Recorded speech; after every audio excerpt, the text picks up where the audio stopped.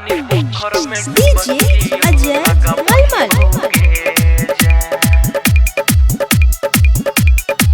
माँ प्रतिमा recording studio Sheikhpura. 16 छुआड़ के मेला तोरा हमें घुमैबोगे जा।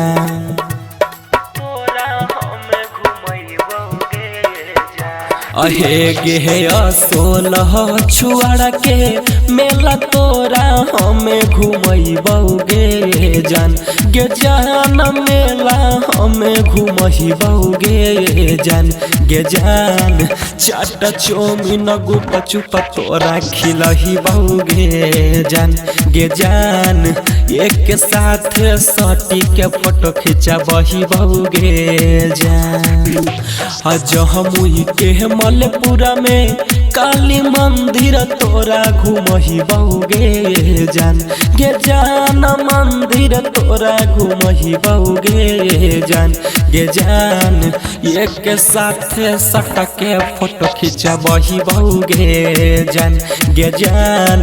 मलपुरा के नामी चाट खिलहिबोगे जान।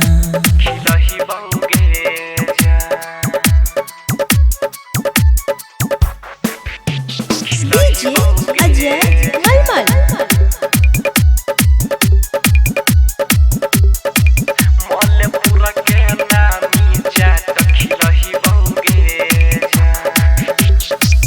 पियर पियर सूट जानू पेन्ही के आई हो।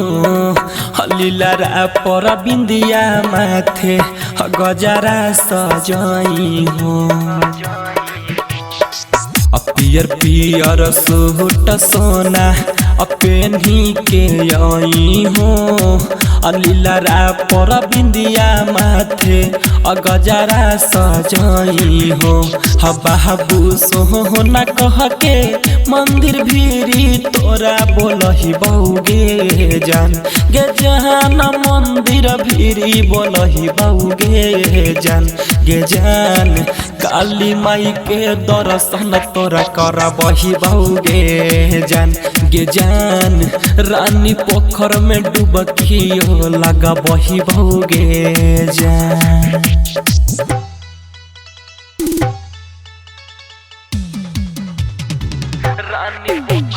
डीजे अजय मलमल।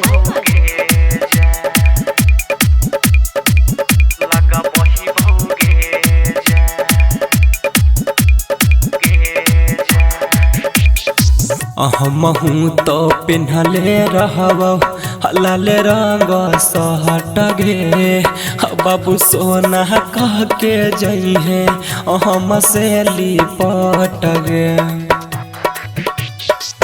हमहू तो पिन्हले रहब लाल रंग सहट गे। बाबू सोना कह के जानू जइहे लिपट गे। सहुरब सुहुगा मैया दो के गाना मंदिर में बजाबहिबोगे जान गे जान। सलेंदरा से लिखबहिबोगे जान गे जान। चाट चौमिन गुप चुप तोरा खिलहिबोगे जान गे जान। छुआड़ के मेला तोरा घुमहिबोगे जान।